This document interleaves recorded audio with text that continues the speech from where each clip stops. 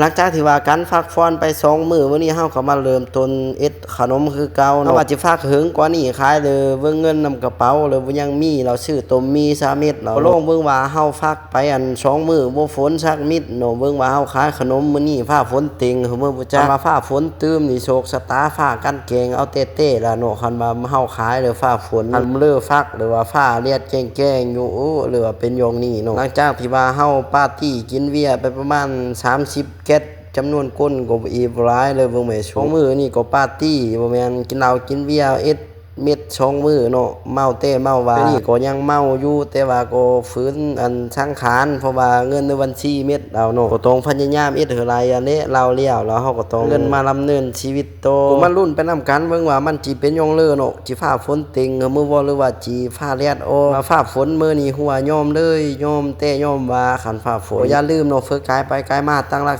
14ก็ชื่อจอยกันเองก็ขนมยัดปอลางมึงแม่เขียวอึ้งจ้องอยู่เนาะแต่ว่าเฮาวิได้ไปขายเจอนี่2-3 โมงเลยจังสิไปขายจังสิเอ็ดขนมเดียวอย่าลืมแวะมาซื้อจอยกันเด้อสู้